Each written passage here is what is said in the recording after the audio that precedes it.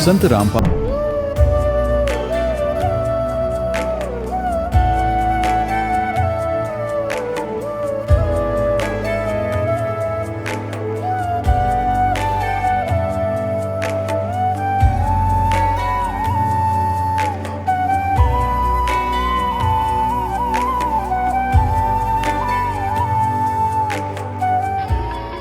प्रभु राम देव भगवान अल्लाह खुदा ईश आदि नाम एक ही शक्ति के हैं।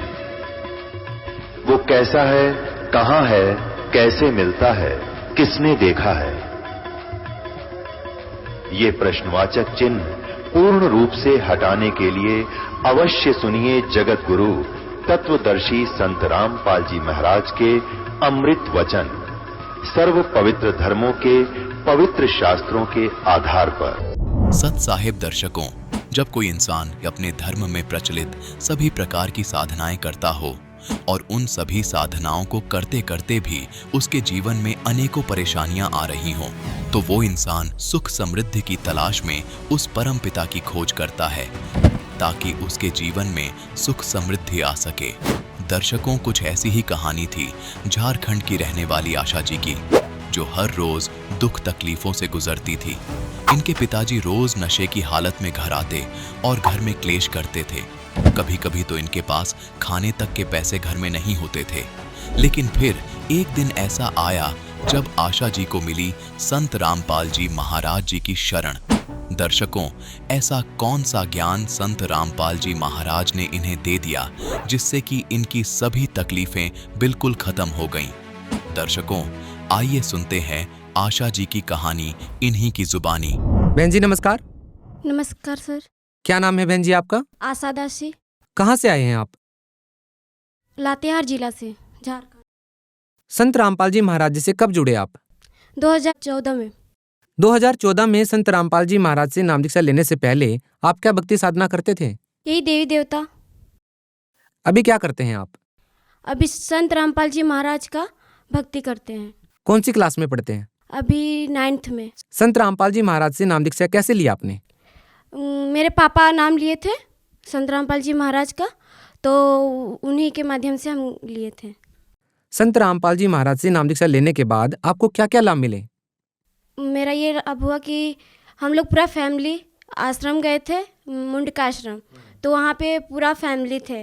तो दोनों, हम एक तरफ से ट्रेन इधर आ रहा था तो हम लोग बीच में खड़ा हो गए ताकि हम लोग ट्रेन, उधर से भीड़ था स्टेशन, इस साइड में आ गए तो दोनों तरफ से ट्रेन आ गया। तो उस टाइम भी हम लोग का पूरा फैमिली था। उस टाइम हमारा फैमिली पूरा प्रॉब्लम में थे।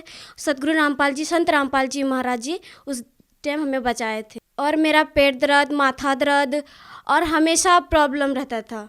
सर दर्द, पैर दर्द, इतना दर्द करता था कि उल्टियाँ भी होती थी, यहाँ तक की थी। कभी कभी ठंड, कभी गर्मी, इतना घबराहट हो जाती थी कि अब दवाई खाने बिना हम नहीं रह पाएंगे, इतना बुरा। और गुरुजी की कृपा, संत रामपाल जी महाराज की कृपा से इतनी दया हुई कि आज हम दवाई तो क्या, दवाई का नाम तक नहीं लेते हैं। और सुई भी लेना पड़ता था, अब तो ये भी नहीं होता है गुरुजी की कृपा, संत रामपाल जी महाराज की दया से। घर में पापा नशे करते थे, पापा नशा करते थे, आते थे, मारते थे, मम्मी को पीटते थे नशे वगैरह में, और पैसे मांगते थे, पैसे पीने के लिए। और घर में हम खाने के लिए अनाज नहीं होता था तो पापा पैसे कहाँ से देते? घर चलाना मम्मी को ही होता था, पापा नहीं चलाते थे।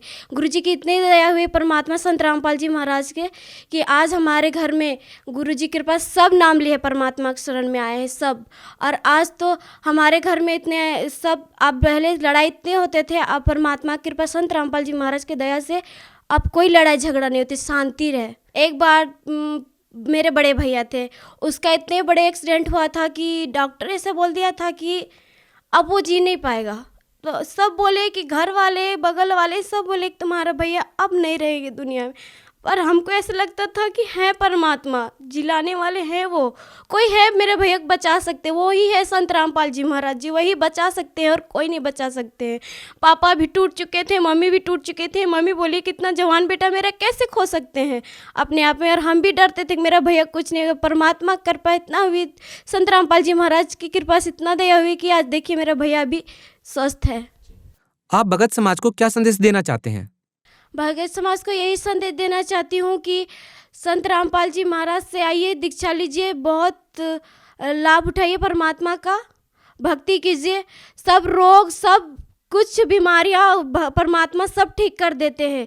पूरा किसी दवाई ना सुई कुछ लेना नहीं पड़ेगा। संत रामपाल जी महाराज जी फ्री में ही सबका इलाज करा दे रहे हैं, सिर्फ नाम लेने से।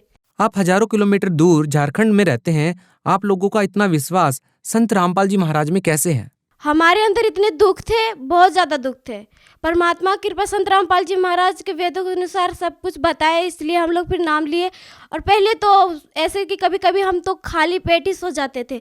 आज परमात्मा देखिए इतनी बड़ा दया हुई, कभी कभी सोचते हैं कि ये वो दिन अब वापस नहीं आए।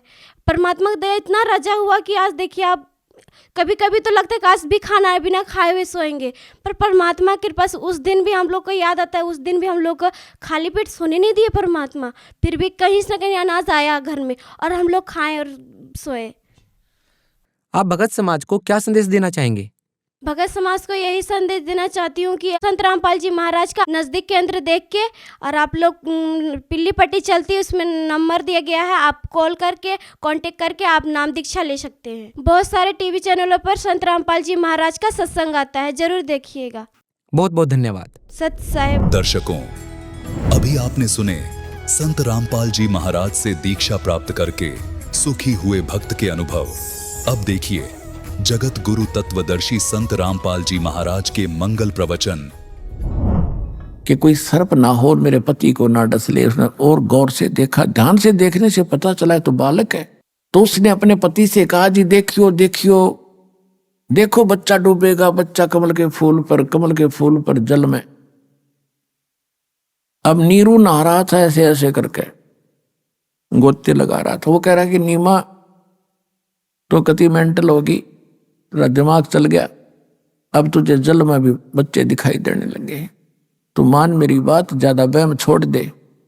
तो उसने फिर के साथ कहा, जी देखो सचमुच तो देखो तो जरा। जब उसने देखा जिधर वो संकेत कर रही थी, तो सचमुच बालक कमल के फूल पर।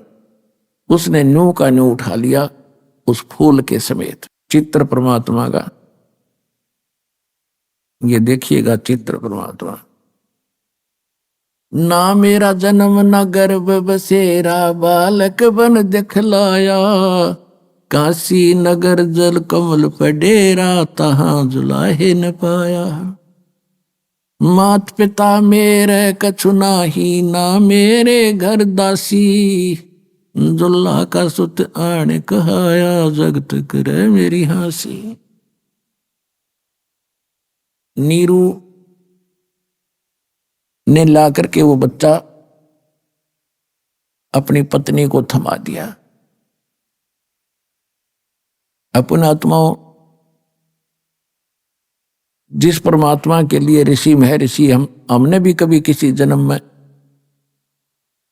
शरीर गाल दिए, उसको पाने के लिए कठिन तपस्याएं की, ऊपर पैर करके नीचे को सिर करके भी साधनाएं की। वृक्षों पर भी झूले, हमने पैर भी सुझा लिए, खड़े तप किए, कई बैठ कर किए। क्यों खोद रहे थे उस मालिक को? क्योंकि उसमें घना गुण है। उसके प्राप्त होने के बाद हमें यहां भी सुख और परलोक चले जाएंगे। और वही शीतल सुखदाई परमात्मा जिस माई के सीने से लगा एक बेटे की तरह, अब उसको जो अनुभव सुख का हुआ होगा, उसका कोई शब्दों में बयान उसको नहीं किया जा सकता। अगर वो मालिक के हम चरणों में भी लग जाएं उसके, तो हमें कितना सुख होगा।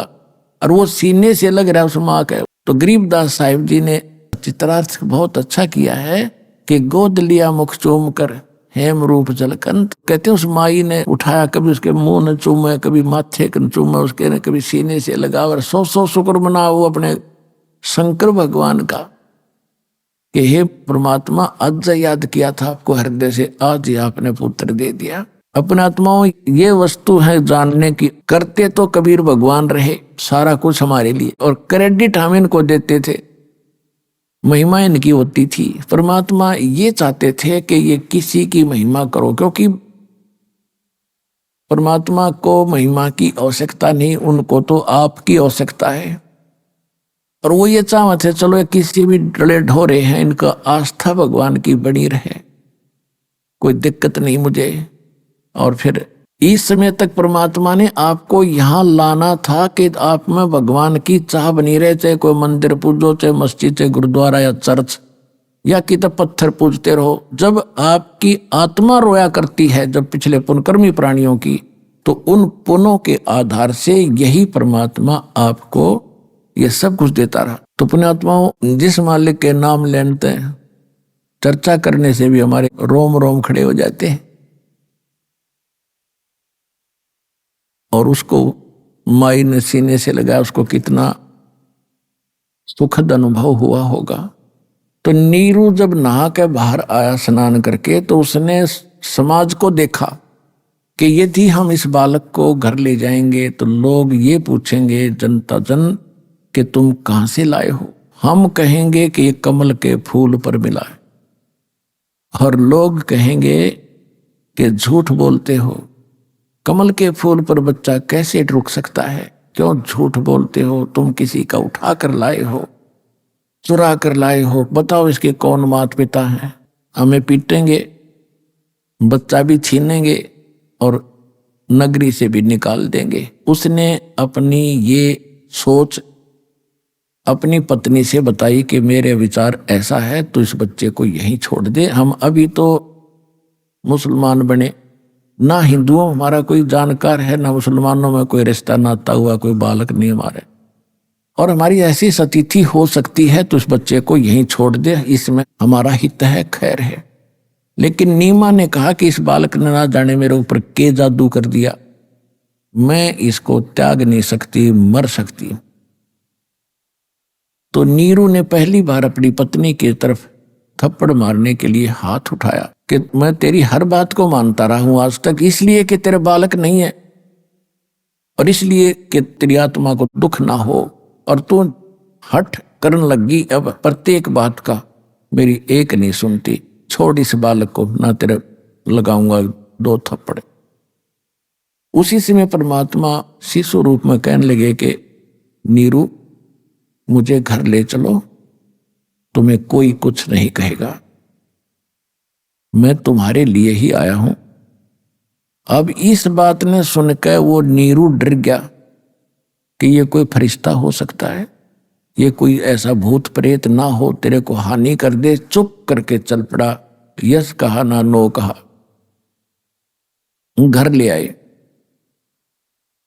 अब जब घर ले आए, इतना नारा बच्चा, इतना तेज मालिक का, इतना सुंदर शरीर, इतना हैंडसम, वह पूछो मत, कोई वर्णन नहीं कर सकते। वैसे जुलाहों में उस समय जो जुलाहों की सतिथि होती, आम नागरिक की ऐसी होती थी, सांवले सांवले से रंग होते थे तकरीबन, और उनका न्यारा शरीर था, आखिर तक मालिक तो अलग ही थे। तो जो भी पता लगे कि नीरू नीमा का इतना सुंदर बच्चा मिला इनको, वो ये भूल भाल गए क्यों मिला, कितने मिला, ये जरूर पूछ रहे थे कहाँ मिला, के कमल के फूल पर था।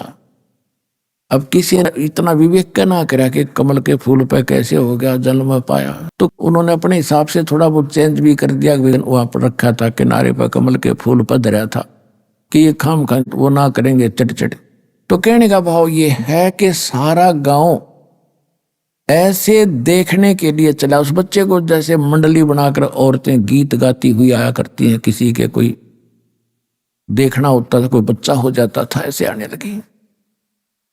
यहां तक कि राजाओं तक ये बात पहुंची कि इतना सुंदर बालक आज तक कभी देखा ना सुना।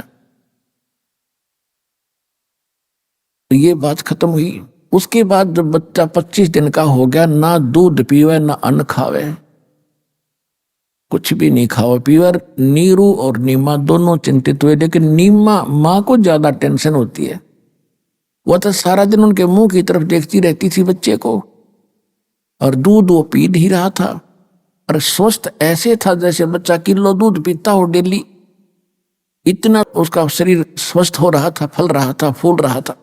अब 25वां दिन जब निकला तो नीमा ने फाइनल कर लिया कि हे शंकर भगवान, आपने अपनी दासी की एक अर्ज सुनी थी और इस संसार में जीने की एक आस जागी थी।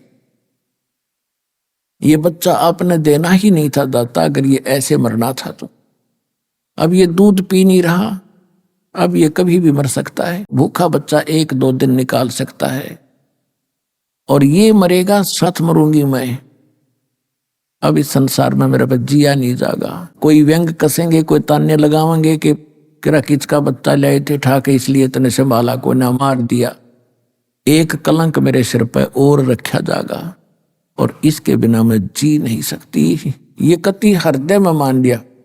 परमात्मा तो अंतर्यामी है, उनको मालूम था कि मैं तो मरूना पर या बुढ़िया जरूर मर जाएगी। इसलिए उन्होंने शंकर भगवान को प्रेरित किया। परमेश्वर के रिमोट से चलता सारा जीव। शंकर भगवान अपने शिवपुरी में, शिवलोक में ऊपर से एकदम उसका कसक हुई कि मुझे कौन पुकार रहा है। एक साधु रूप बनाकर संत का, और शंकर भगवान वहां आ गए और कहा, माई क्यों रो रहे हो, क्या बात है। और वह इतनी बुरी तरह रो रही थी कि उसके मुंह से शब्द निकल नहीं पा रहे थे। तो शंकर भगवान ने यानी साधु रूप में कहा, माई क्या बात है। तो उसने कहा रोती रोती ने कि महाराज जी मेरे दुख को ना सुनो, मेरा दुख बहुत भारी है, आपके सतर का नहीं है। तो उसने कहा कि माई कहते हैं कि अपना दुख किसी को बता दे तो हल्का हो जाता है, आप बताओ तो हो सकता है मैं कुछ कर सकूं। तो उसने बताया कि पहले हमारे संतान नहीं थी और हम एक सरोवर पर स्नान करने जाते हैं। एक दिन मैंने अपने भगवान शंकर भगवान को याद किया था, हृदय से पुकारा था। उसी दिन मेरी पुकार सुनी, कमल के फूल पर एक बालक दिया उसने। और अब ये 25 दिन का हो गया महात्मा जी, ना ये कुछ खाता ना पीता। ये तो निश्चिंत है कि इसकी मृत्यु होगी और साथ मैं मरूंगी, मैं सुसाइड करूंगी, मैं जीऊंगी नहीं। ये फाइनल फैसला है, नो रो रही हूं कि ये भगवान ना देते तो अच्छा। तो दे कर ले रहे हो। तब शंकर भगवान ने कहा कि तेरा बेटा ला माई कहाँ पर है। वो लाई उठाकर, माई ने सोचा साधु संत कुछ वरदान दे देते हैं, इसके चरणों में डाल देती हूँ, बच्चे को जीवन रक्षा कर देंगे। जो ही परमात्मा को, कबीर जी को, बालक को शंकर भगवान के चरणों में जमीन पर डालना चाहा तो परमात्मा ऐसे हवा में उड़ गए और शंकर भगवान के सिर के समान इतनी ऊंचाई पर आकर न्यू के न्यू रुक गए। अब उस माई ने सोचा, नीमा ने, कि इस बाबा जी में गजब की करामात है, इसने मेरा बच्चा हवा में उड़ा दिया, देख न्यू का न्यू डांट दिया। तो फिर शंकर भगवान ने ऐसे हाथ किया जैसे बच्चे को हाथ में लेते हैं, परमात्मा वहां से उसके हाथों में आ गई। तो इन लीलाओं को देखकर नीमा की आशा जागी कि अवश्य मेरे बच्चे का कुछ समाधान ये संत जरूर करेगा। तो जब परमात्मा को शंकर भगवान ने गोदी में लिया तो दोनों की नजर मिली। तो शंकर भगवान ने परमात्मा के हाथ देखे, क्योंकि ये जंतर मंतर पर लोगों का दिल डांटते हैं। परमात्मा के हाथ को देखकर कहा, माई तेरा बेटा मरे को नहीं, ये मरने वाला नहीं है, इसकी तो बहुत लंबी उम्र है। तो नीमा ने कहा कि महात्मा जी इन सुख की सांत्वना से मेरा दिल नहीं डटेगा, यो बच्चा कुछ पीवेगा तो मेरा दिल डटेगा, ना तो मुझे इस सुख की सांत्वना से संतोष नहीं हो सकता। कुछ भी बात बनाओ, अविनाशी है, ये कैसे जिएगा जो मरने वाला है। तब परमात्मा ने कहा कि शंकर भगवान इनको कहो एक कुंवारी गाय ले आवे, कुंवारी गाय ले आओ बछिया, जिसके साथ बैल ना लगा हो, कभी टच ना की हो। और एक कुम्हार के घर से पवित्र पात्र ले आओ, कोई बरोला हांडी यानी कोई मटका मिट्टी का छोटा। तो उसने ऐसा ही कहा कि माई अपने पति को बुलाओ, वो भी आ गया। उससे पहले क्या था कि नीरू भी साधु संतों के पास जाता था, ये भोजन नहीं करता, उसके विषय में सबसे प्रार्थना करते थे, सब जंतर मंत्र भी कर लिए थे, पर कोई असर नहीं हो रहा था। वही नीरू उस दिन रामानंद जी के पास गया हुआ था और रामानंद जी से सारी कहानी बताई कि स्वामी जी मुझे एक ऐसा ऐसा बालक मिला हमारे को, और 25 दिन हो गए उसने कुछ नहीं खाया, कि जंतर मंत्र बताओ। तो उन्होंने कहा कि भाई कहाँ मिला था, कि लहर तारा तालाब पर। कब मिला था, कि इस दिन मिला था। तो उसने जो अष्टानंद वाली बात सुनी थी वो कुछ हृदय में आई, लेकिन उनका ये ना जचाई थी कि ऐसे भगवान कमल के फूल पर स्वयं आ गया होगा, तो उसने उसको ध्यान नहीं दिया।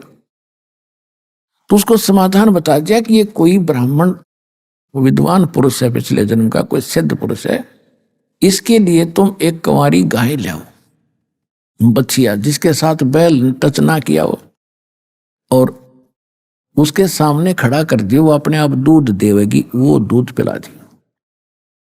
तो ये बात नीरू के जची नहीं कि इस पंडित जी ने अपने यहां से मुझे टालने के लिए ये बेतुकी बात करी है, कुंवारी गाय कैसे दूध देगी। तो उसने वो विचार भी छोड़ दिया कि नहीं, ऐसा नहीं हो सकता। वो आकर पहले बैठा ही था और अपनी पत्नी से बता दिया था कि कहीं पर भी कोई समाधान ये निकल नहीं रहा है, तो वह इसलिए और घनी दुखी हो रही थी। तो फिर परमात्मा ने शंकर भगवान से कहा कि आप इनको कहो कि कुंवारी गाय लावे। तो उसने ऐसा ही कहा कि माई अपने पति को बुलाओ। उसने पति से कहा कि आयो जी, महात्मा जी ये कह रहे हैं कि कुंवारी गाय लाओ, वह दूध देवेगी जब यू बालक पीवेगा। अब रामानंद जी की बात तो उसका जची नहीं थी कि यह भी कभी हो सकता है। तो जब उस महात्मा के मुख से भी यही बात सुनी नीरू ने, तो उसका कुछ दृढ़ता आई और परमात्मा ने कहा था कि हे शंकर भगवान, इनको कहो एक कुंवारी गाय लाएं और उसके ऊपर आप अपनी आशीर्वाद भरा हाथ धर दियो, वह दूध दे देगी, आप तो महापुरुष हो। अब परमात्मा के बच्चे हैं ब्रह्मा विष्णु महेश भी, उनको उन्होंने पावर देनी है, उनकी महिमा करनी है। वो महिमा के भूखे नहीं है, क्योंकि वो महिमा से परिपूर्ण है। कहते हैं बड़े बड़ाई ना चाहे, ये छोटा बहुत एतरावे, जो प्यादा फर्जी हो वो टेढ़ा मेढ़ा जावे। कबीर साहब कहते हैं जो समर्थ हैं वो महिमा की चाह नहीं करते, जो ओछे होते हैं वो घने, वही ज्यादा अपनी महिमा की भूख रखते हैं, वो ज्यादा अटपट करते हैं। जैसे जो फर्जी रास्ता होता खेतों में आपने देखा होगा, किसी के किलों के बीचों बीच बना लेते तो कहते हो टेढ़ा मेढ़ा जाता है, वो अस्थायी होता है।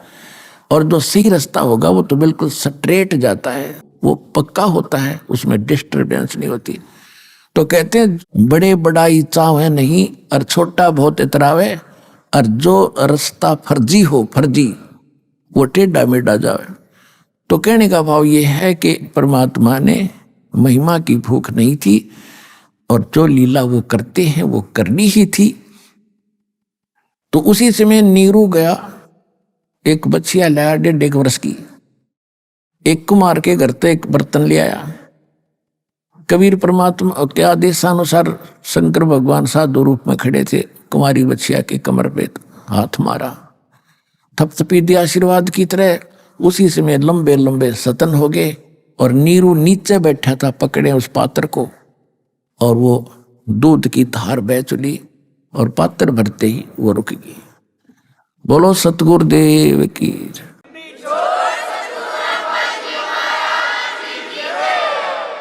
कबीर भगवान ने वो दूध पिया, फिर गाय ऐसे दूध देती रही।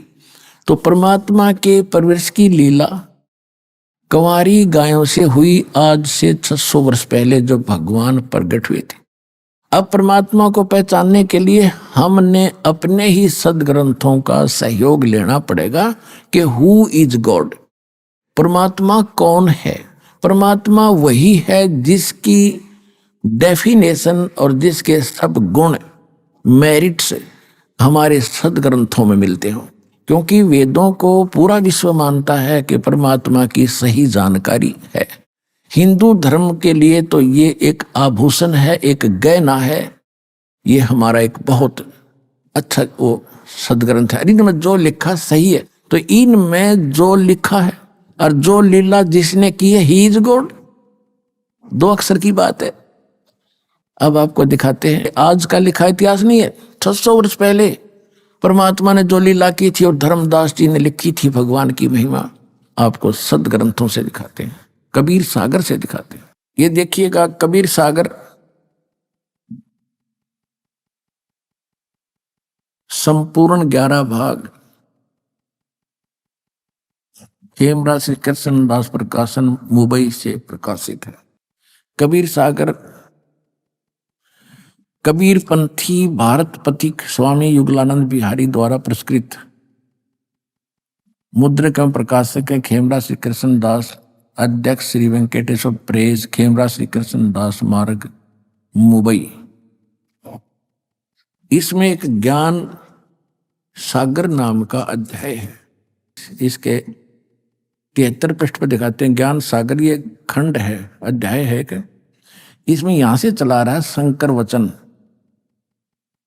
तो तोरे घर पंडित अधिकारी, झूठ बोलहु नारी, हरि कमला सम देखो ज्ञाना, बुद्धिवंत तुम पुत्र ये तुम्हारा पुत्र सुजाना, सुनकर महिमा पुत्र की नारी धरे तो पाओ, हे स्वामी मम इच्छा स्वर्ण वचन सुनाओ, कहाँ जलाना कहाँ की आवा।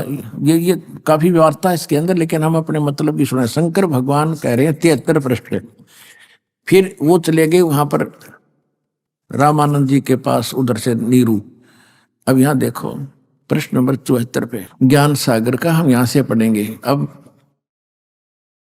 रामानंद जी के पास जाकर के नीरू ने क्या कहा कि सुन जुल्हा मन भयो आनंदा, जिमी चकोर पायो निश्चंदा, ले सुत चले हर्ष मन कीना। परमात्मा को तालाब से उठाकर ले आए।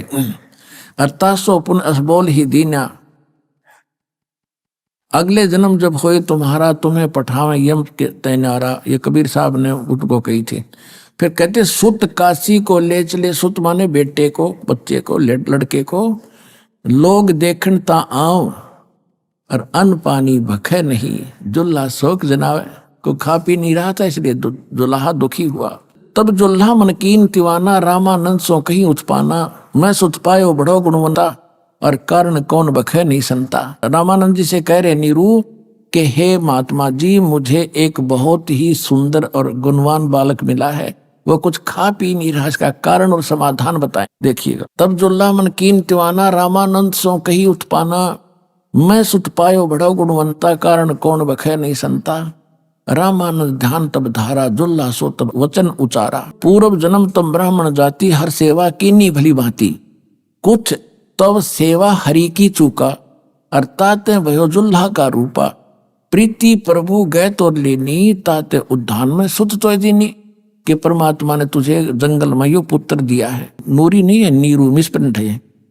अब नीरू बोला कि हे प्रभु, जस की नो तस पाया, आर्त हो तो दर्शन आयो। रामानंद बता रहे हैं कि पहले जन्म में तू ब्राह्मण था और तूने कोई परमात्मा की भक्ति में कमी कर दी, जिस कारण तो धारणक रूप में जुल्हाए का घर जन्म हुआ। अब नीरू कह रहा है परमात्मा, पहले तो मैंने जो करी सो भर ली, पर ईब मेरे पर जो संकट आ गया, इसका निवारण बताओ। हे प्रभु, दस की नो तस पायो, आर्त हो तो दर्शन आयो, सो कहियो उपाय गोसाई, बालक अक्षुदावंत कुछ खाई।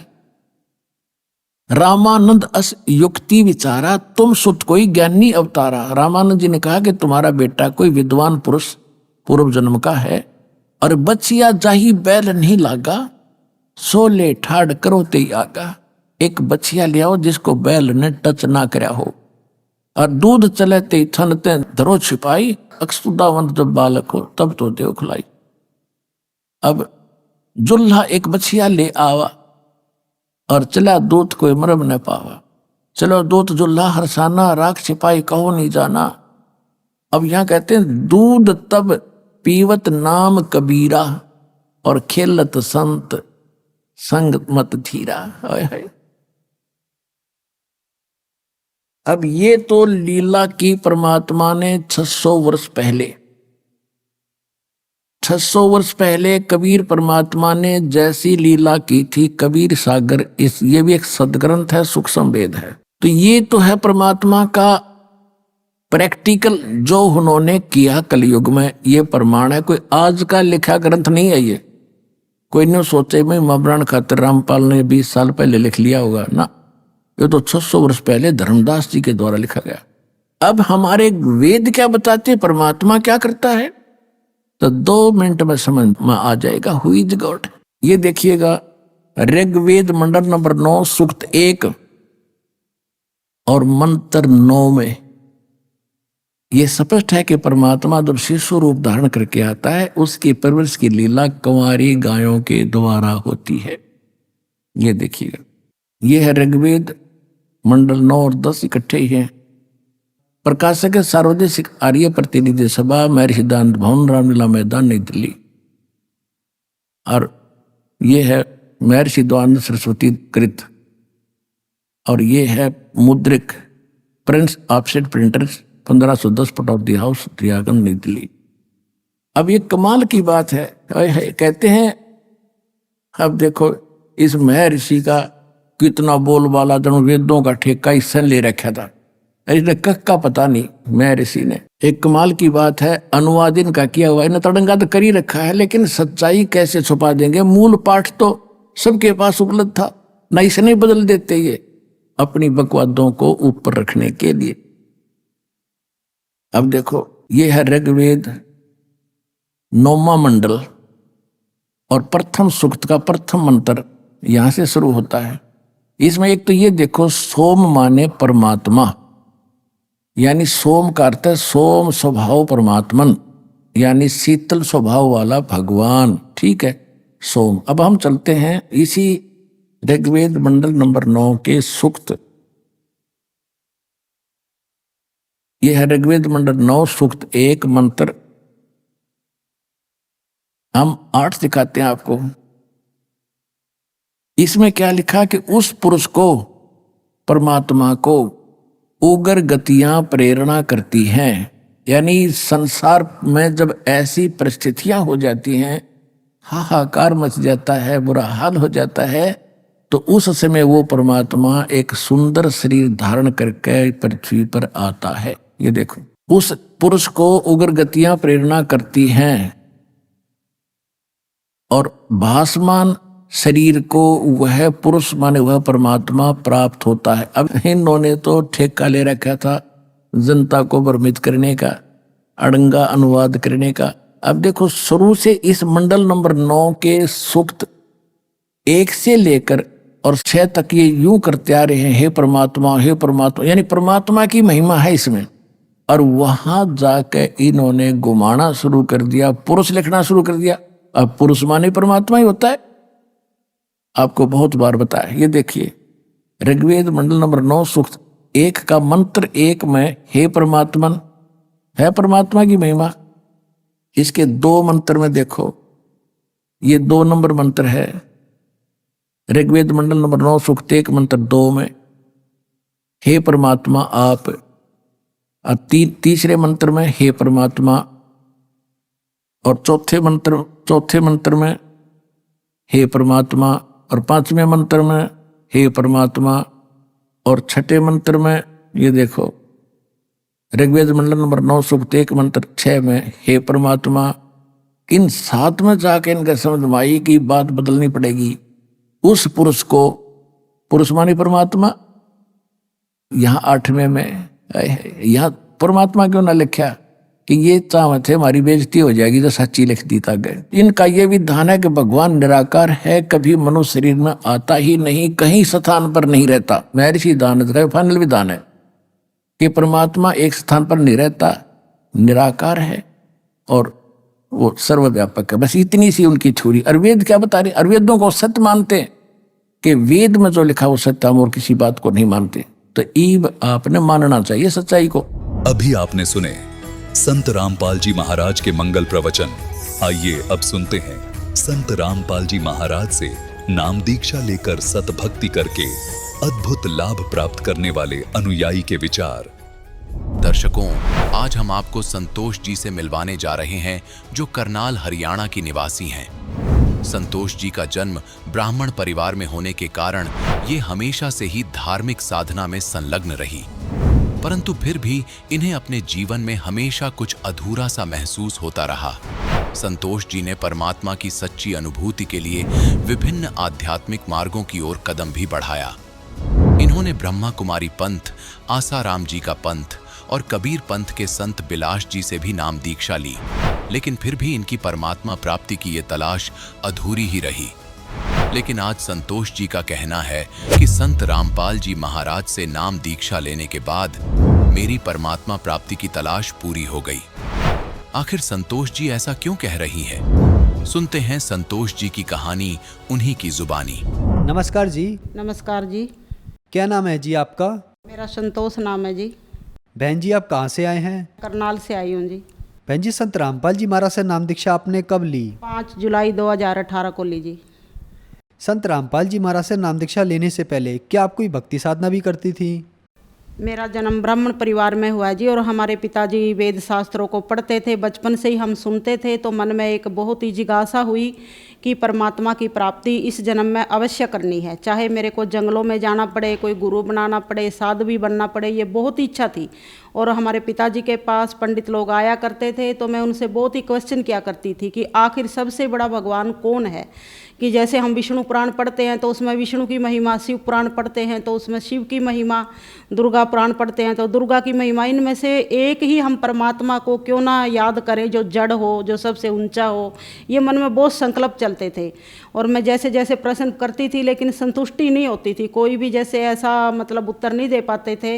वो कहते थे ये तो ऐसे है जैसे कोई दूल्हा होता है और शादी के टाइम पर वो घोड़ी पर सवार होता है, बड़े छोटे सब उसके साथ में उसके पीछे पैदल पैदल चलते हैं। तो ऐसे ही भी जो पुराण हमने पढ़ी, जो शास्त्र पढ़ा, उसी की महिमा आएगी और बाकी तो सब साथी होते हैं। तो इस प्रकार से वो करते थे लेकिन मन में संतुष्टि नहीं होती थी और ऐसे बहुत ही भक्ति, पूजा, व्रत सब कुछ करती थी मैं, जैसे सनातन धर्म या हिंदू धर्म में किया जाता है।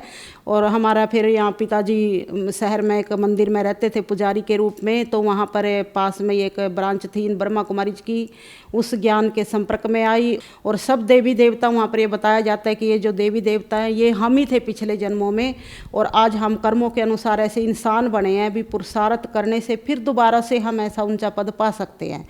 तो मन को बहुत अच्छा लगा और उसमें लंबे टाइम तक मैं जुड़ी रही। सन 86-87 में मैं उनके संपर्क में आई थी। लेकिन कई जैसे मन में क्वेश्चन रह जाते थे कि ये पशु पक्षी हैं, ये आत्माएं कहाँ से आती हैं, इनका घर कौन है, इनको कौन भेजता है। लेकिन फिर भी होता था कि आखिर जीव तो इनके अंदर भी हैं, दूसरी योनियों में जो 84 लाख योनियाँ बताई जाती हैं, तो इनकी भी तो कोई हिस्ट्री होगी। ये कहाँ जाती है, कहाँ से आती हैं, ये आत्मा परमात्मा से क्या कनेक्शन है, आखिर हम कहाँ जाते हैं। फिर भी कई क्वेश्चन होते थे तो उनसे बड़ी बड़ी बहन जियों से हम पूछा करते थे तो वो सब यही कहते थे कि बाबा ये अंत में बताएंगे, जब दुनिया का अंत टाइम होगा, 2000 तक ये बताते थे कि दुनिया का विनाश हो जाएगा। तो भाई अंत में बाबा माउंट आबू में मुरली चलती थी एक बहन जी के द्वारा, कोई आत्मा उसमें आती थी तो वो बताते थे कि ये परमात्मा की आत्मा है। तो वहाँ पर वो बताया जाता था कि लास्ट टाइम पर परमात्मा खुद बताएंगे। अभी कई बातों के भगवान ने राज रखे हुए हैं कि भाई ये अभी नहीं खोले हैं इन बातों के राज और लास्ट में बताएंगे। तो मेरे को होता था कि लास्ट तक क्या पता हम रहे या ना रहे, शरीर का तो कोई भरोसा नहीं है, तो लास्ट तक कौन इंतजार करेगा। भाई जब ज्ञान, परमात्मा ज्ञान का भंडार है, सागर है, तो उनके पास तो हर सवाल का आंसर होना चाहिए, उनको बताना चाहिए कि कहाँ पर क्या है, कैसे है, किस आत्मा का किसके साथ क्या संबंध संपर्क है, क्यों हम यहाँ इस संसार में आते हैं, कहाँ जाते हैं, कौन हमारा लेखा जोखा करते हैं। तो कुछ विस्तार से वहाँ पे जानकारी नहीं मिलती थी। तो ऐसे करते हुए ब्रह्मा कुमारी जी में रहते हुए ही फिर मैं आसाराम जी महाराज का भी, उनसे भी मिली, हरिद्वार में गई एक बार। और फिर ये जो कबीर पंथी अभिलाष महाराज जी हैं, इन्होंने मेरे को बीजक भी दी थी, इनको भी एक बार इनका प्रोग्राम था हरिद्वार में, इनसे भी भेंट हुई। और ये धन धन सतगुरु जी सच्चा सौदा, इनके यहाँ सिरसा में भी गई। तो इस प्रकार से आर्य समाजियों में, जैन धर्म में, मतलब मेरे को ये होता था कि कहीं पर जैसे पूर्ण सच्चाई का पता चल जाए, हर जगह उस परमात्मा की, जैसे ऐसे लगता था कि ब्रह्मा कुमारी जी में पूरी संतुष्टि नहीं होती थी, बल्कि मेरे को सब यही कहते थे भाई तेरा तो है ना बस भटकना ही है, तेरे अंदर में भटकती रहती है, इधर उधर घूमती रहती है। लेकिन मैं ऐसे सोचती थी कि दुनिया का कोई भी धर्म ऐसा ना रह जाए कि जिसकी मेरे को जानकारी ना हो, कहाँ पर क्या है भाई मैं उसको पूर्ण रूप से जानूँ, समझूँ और परमात्मा तक पहुँचूँ, ऐसे मेरे अंदर की भावना ही थी। बहन जी आपने बताया कि आपने 30 साल तक ब्रह्मा कुमारी पंथ में प्रचार किया, फिर आप आसाराम जी के पास गए, गुरमीत राम रहीम सिंह जी के पास गए और आप कबीर पंथी अभिलाष दास जी के भी पास गए। तो फिर आप संत रामपाल जी महाराज की शरण में कैसे आई? जैसे हमारे घर में जी आपको बताया कि बहुत ज़्यादा ऐसा तनाव हो गया था, तो उस बात को लेकर के गुरुजी के अनुयायियों के जो इंटरव्यू होते थे वो मैं सुनती थी। संत रामपाल जी महाराज के अनुयायी जो सुनाते थे तो मेरे को वो बातें इतनी विश्वास नहीं होती थी। ऐसे लगता था कि जैसे ये सब अनपढ़ हैं या अंधश्रद्धा के वशीभूत होकर के ऐसा बोल रहे हैं या इनको कुछ लालच दे करके ऐसा बुलवाया जा रहा है। ऐसी ऐसी मेरे मन के अंदर भावनाएं आती थी। लेकिन उसमें कोई पढ़ा लिखा अच्छा मतलब ऐसे दिखता था हिसाब से, तो उस भाई बहन का मैं सुन लेती थी। और ऐसे करते करते उनका जब सुन करके मेरे को ऐसे वो भी चमत्कार की बातें सुनाते थे कि संत रामपाल जी से जुड़ने से हमारे यहाँ ऐसा चमत्कार हो गया, मेरी ये बीमारी ठीक होगी, हमारे साथ ऐसा हो गया। तो मेरे को लगा कि भगवान तो ऐसे सही सब कुछ कर सकता है, बदल सकता है, अभी हुआ होगा इनके साथ में ऐसा। तो मेरे अंदर भावना बहुत ज़्यादा बढ़ती चली गई। और हमारे घर में जैसे ये अचानक ऐसे कोई भूत प्रेत की बाधा आ गई, तो मैंने भी मन के अंदर ये परमात्मा से, संत रामपाल जी महाराज से यही प्रार्थना की कि हे गुरुजी, जब आप दुनिया के इतने कष्ट मिटा रहे हो, सबको इतनी आपके नाम लेने से, आपके ज्ञान सुनने से सुख आराम मिल रहा है, तो हम भी उसी दुनिया के अंदर हैं। हम आपसे ना धन माया कुछ नहीं मांगते, बस इस आत्मा को थोड़ा शांत कर दो, जो मेरी सहयोगी आत्मा है पति के रूप में, इसको थोड़ी शांति दे दो ताकि हम चैन से सांस ले सकें। ऐसी मैंने एक मन में संकल्प किया, परमात्मा से प्रार्थना लगाई। और 2-4 दिन के अंदर तो मैंने ऐसा चमत्कार देखा कि जो कभी मतलब सुनता भी नहीं था किसी की बातें, वो टीवी के आगे बैठ करके ज्ञान सुनने लगे गुरुजी का। और 1 हफ्ता सुनते सुनते उनके मन में कुछ ऐसी प्रेरणा होगी, गुरुजी संत रामपाल जी महाराज ने ऐसा कुछ उनका परिवर्तन कर दिया दिमाग का कि खुद ही बोलने लगे कि भी इन गुरुजी का कई नंबर लेकर के इनके आश्रम का पता लगाओ, और अगर इन गुरुजी को तुम गुरु बनाओगी या नाम लोगी तो मैं भी इनका नाम लेने को तैयार हूँ। तो ऐसे करके मैंने फ़ोन मिलाए इधर उधर करके, जब पता चला कि भी हमारे पास में हरियाणा में कौन कौन से ये नामदान केंद्र हैं, और कुरुक्षेत्र में फिर मेरी कोई भावना ऐसी नहीं थी कि मैं नाम लूँगी, क्योंकि मैं तो अपने आप को एक बहुत ही जैसे सर्वानंद जी की तरह ऐसा समझती थी कि मैं तो इतने बड़े बड़े गुरु महात्माओं से मिली हूँ, मेरे अंदर तो खुद ही इतना ज्ञान है, मैं गुरु तो किसी को बनाऊँगी नहीं, लेकिन सुनना मेरे अंदर सबकी एक मेरी भावना थी कि भी सबकी मैं सुनूँ कौन क्या कहता है। तो ऐसे में उनके साथ आकर के भी चलो ये नाम लेंगे तो अच्छी बात है। और इनके साथ में मैं भी कभी इनका ना मैंने आश्रम देखा था संत रामपाल जी महाराज का, ना कभी इनके साक्षात दर्शन किए थे, ना किसी इनके अनुयायी से कभी मिली थी, और ना कोई मैंने बुक भी नहीं पढ़ी थी इनकी। एक बुक कभी मेरे को मिली थी 1 साल पहले, लेकिन वो ऐसे ही दबा करके रख दी थी, उसको पढ़ भी नहीं पाई थी, क्योंकि वो ज्ञान मेरे समझ में ही नहीं आया था। क्यों, हमारे को ब्रह्मा कुमारी जी में तो कुछ और ही टाइप का ज्ञान दिया जाता था, तो इस कारण वो मेरी बुद्धि इतना नहीं समझ सकी और मैंने उसको ऐसे ही रख दिया था। लेकिन जब मैं यहाँ कुरुक्षेत्र में पतिदेव के साथ में आई और उन्होंने नाम लेने के लिए वो तैयार हुए बैठे, तो मैं भी साथ में ही बैठ गई। और मन में ऐसे ही मतलब इतने हल्के रूप से मैंने नाम लिया था कि भाई चलो देख लेते हैं, आज तक कोई ज़िंदगी में ऐसा कोई मन से गुरु नहीं बनाया है, तो भी शायद कुछ हमारा उद्धार हो जाए। वैसे भी दुनिया कहती है भी गुरु बनाना जरूरी है, बिना गुरु के उद्धार नहीं है, मुक्ति नहीं है। संत रामपाल जी महाराज गुरु जी का ये नामदान लिया। मैं जी, हमने सुना है कि जो भी श्रद्धालु संत रामपाल जी महाराज से नाम दीक्षा लेते हैं उनको बहुत सारे लाभ प्राप्त होते हैं। क्या आपके साथ भी कुछ ऐसा ही हुआ कि संत रामपाल जी महाराज से नाम दीक्षा लेने के बाद आपको भी कुछ लाभ प्राप्त हुए? हाँ जी, बिल्कुल। पहली बात तो ये है कि मेरे अंदर जो एक ज्ञान की तड़प थी, ज्ञान की इच्छा थी कि परमात्मा कौन है, कहाँ है, उसे कैसे मिला जाए, ये देवी देवता की क्या हिस्ट्री है, ये कैसे बनते हैं, कहाँ रहते हैं, मतलब इतने अलग अलग टाइप के ज्ञान सुन करके है ना, मेरी मन की जो स्थिति थी ऐसी हो गई थी कि बिल्कुल मैं इस जन्म में तो परमात्मा तो मिलना दूर रहा, मैं बिल्कुल मेंटल पागल हो जाऊँगी और पागल खाने में ही चली जाऊँगी इस ज्ञान के चक्कर में। क्योंकि इतने टाइप के ब्रह्मा कुमारी जी में से भी कम से कम 10-12 ऐसे ग्रुप बने हुए हैं, ऐसे उनके अंदर से अलग अलग शाखाएं निकली हुई हैं। कहीं विष्णु का अवतार, कहीं शंकर का अवतार, कहीं ब्रह्मा का अवतार, कहीं इंद्र का अवतार, कहीं दुर्गा का अवतार। उन सब के अलग अलग ज्ञान सुन सुन के बिल्कुल आत्मा है ना भ्रमित हो गई थी। और कोई किसी का पक्का अनुयायी था, कोई किसी का था, तो वो अपने के ही गुण गाते थे, निरपक्ष भाव से कोई बात ही नहीं करता था, ना कोई समझता था। तो मेरे को ये होता था कि कौन मेरी इन बातों का जवाब देगा, कौन मेरे को सेटिस्फाई करेगा। इस जन्म में तो मेरे को ये ज्ञान से बिल्कुल भी मैं सेटिस्फाई हो ही नहीं सकती, ऐसा मन में एक विचार था। लेकिन जैसे ही मतलब गुरु जी के इस ज्ञान में आगे आगे बढ़ती चली गई, सुनते रहे, किताबें भी पढ़ी, तो वैसे वैसे मतलब परमात्मा के ऐसे लगा कि बिल्कुल अब पूर्ण परमात्मा की प्राप्ति हो गई है। ये पहले हमें जो ज्ञान था ब्रह्मा कुमारी जी में शिव परमात्मा के बारे में बताया जाता था, तो वो जैसे गीता में 3 भगवानों का वर्णन आता है, शर पुरुष, अक्षर पुरुष और परम अक्षर पुरुष। तो वो शर पुरुष तक का ज्ञान था। और लेकिन यहाँ पर सारे ही जैसे अनंत ब्रह्मांडों के बारे में परमात्मा ने खोल करके संत रामपाल जी महाराज के द्वारा ये ज्ञान जो बताया है, इस ज्ञान से मेरी आत्मा को पूर्ण संतुष्टि होगी। और ऐसे लगता था वो ज्ञान मैं कैसे भूल लूँगी जो इतने सालों से मेरे अंदर भरा हुआ है। तो वो ज्ञान धीरे धीरे जैसे जैसे ये सुनती चली गई परमात्मा संत रामपाल जी महाराज का ज्ञान, और वो ज्ञान अपने आप ही बाहर निकलता चला गया। अब बिल्कुल भी मेरे को याद करने से भी वो ज्ञान याद नहीं आता, और मेरी बिल्कुल शरीर भी ठीक है और मेरी आत्मा भी बिल्कुल शांत है। और एक हमारा बच्चा है, तो नाम तो ले लिया था उसने जैसे तैसे कहने सुनने से, लेकिन पढ़ाई में उसकी कोई रुचि नहीं थी। तो मन में यही था कि परमात्मा ही करेंगे, जो कुछ करेंगे, जो कुछ भी करेंगे वो अच्छा ही करेंगे, अगर फेल भी होगा तो अच्छा ही होगा। उसको खुद ही था कि मैं पास तो हो ही नहीं सकता, इसमें होता ही नहीं। और पढ़ाई में उसकी बिल्कुल भी आगे पढ़ने की भी कोई इच्छा नहीं थी, ज़बरदस्ती स्कूल जाता था। लेकिन सतगुरु रामपाल जी महाराज की कृपा से, कबीर भगवान की कृपा से वो बच्चा बिल्कुल पास हो गया है, और उसको इस ज्ञान में भी पूर्ण रुचि है। वो भी नाम का जाप करता है, अब उसको भी सतनाम मिलने वाला है। और जो हमारे हस्बैंड है, पति है, वो भी इस ज्ञान में पूरी आस्था रखते हैं, मेरे से भी ज़्यादा रखते हैं।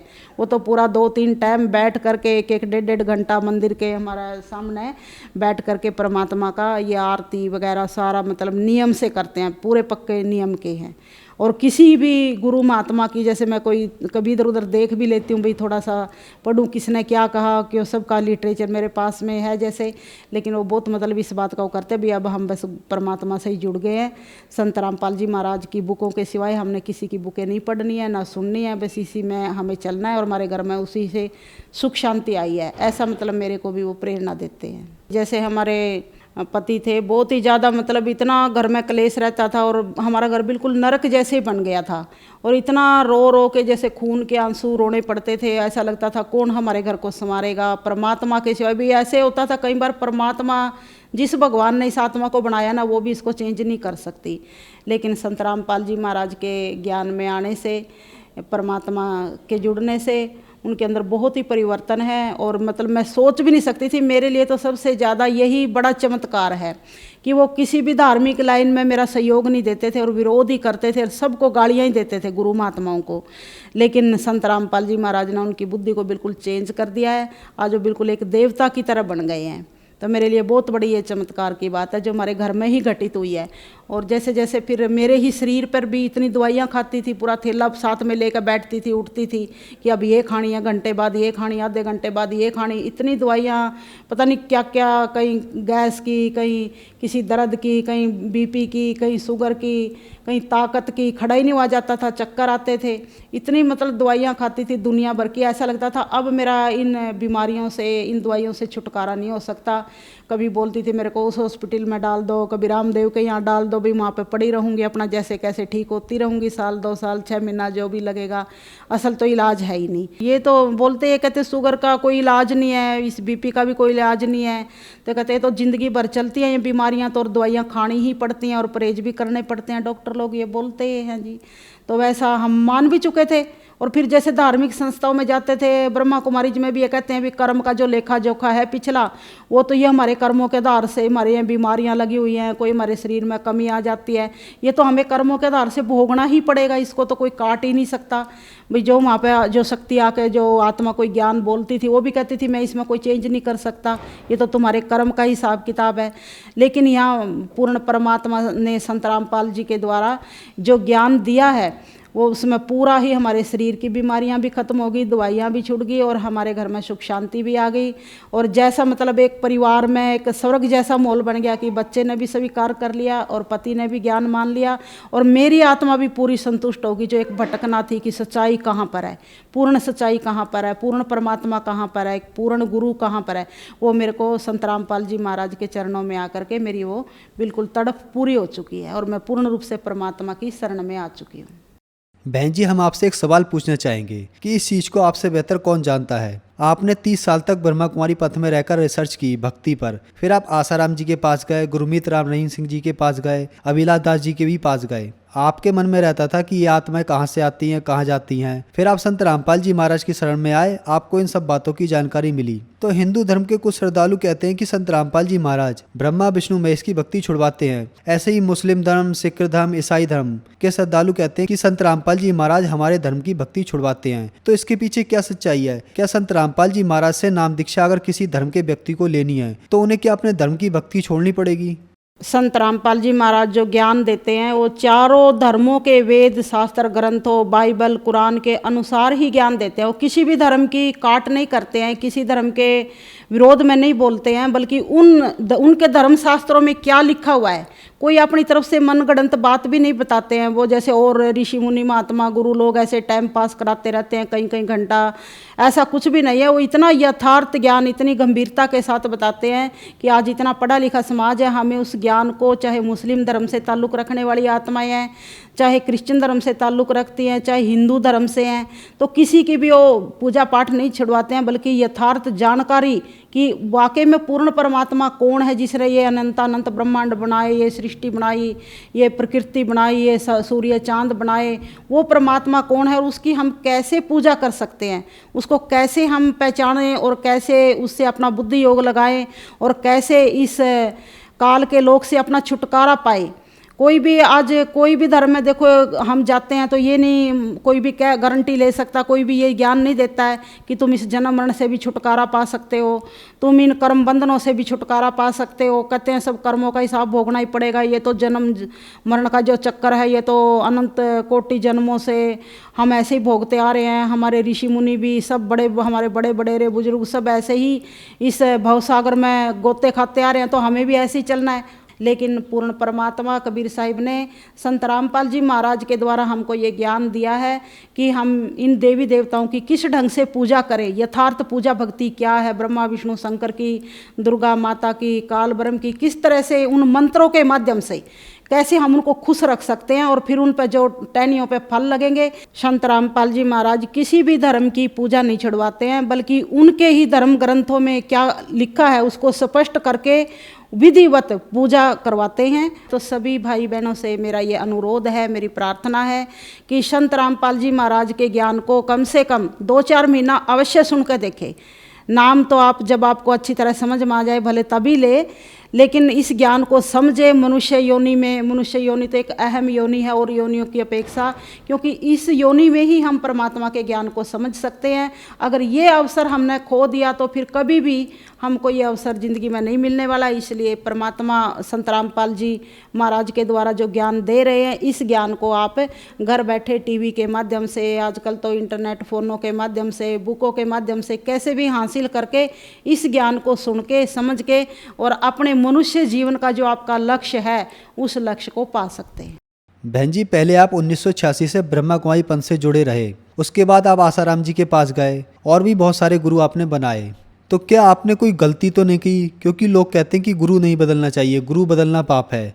जैसे कई लोग कहते हैं कि गुरु नहीं बदलना चाहिए, ये गलत हो जाता है। अगर गुरु बदलेंगे तो गुरु तो एक ही होता है। जैसे कई उदाहरण देते हैं कि भी जैसे पति होता है, खसम होता है, तो एक ही होना चाहिए, कहीं नहीं हो सकता। इसी प्रकार से वो गुरु की तुलना करते हैं।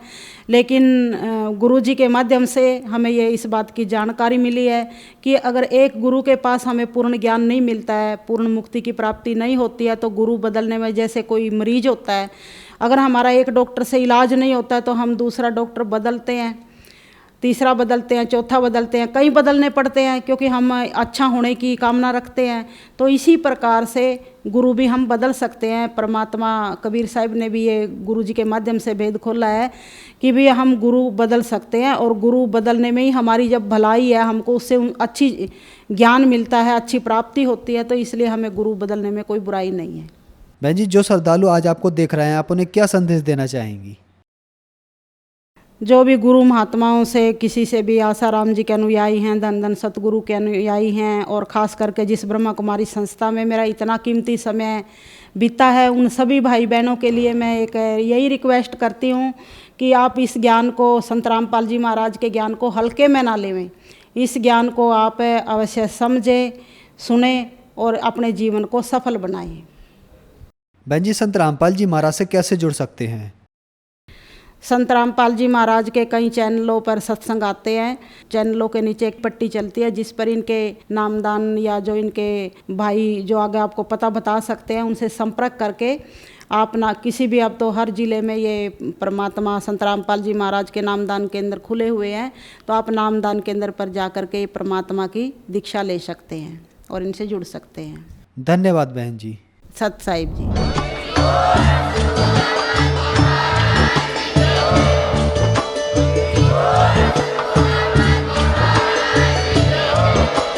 आप सुन रहे थे जगत गुरु तत्वदर्शी संत रामपाल जी महाराज जी के मंगल प्रवचन। अधिक जानकारी के लिए विजिट कीजिए हमारी वेबसाइट www.jagatgururampalji.org। संत रामपाल जी महाराज जी के शुभ आशीर्वाद से पूरे विश्व भर में 500 से भी ज्यादा नाम दीक्षा केंद्र हैं, जिन पर संत रामपाल जी महाराज जी द्वारा ऑनलाइन निशुल्क नाम दीक्षा दी जा रही है। अपने नजदीकी नाम दीक्षा केंद्र का पता करने के लिए संपर्क करें 8222880541।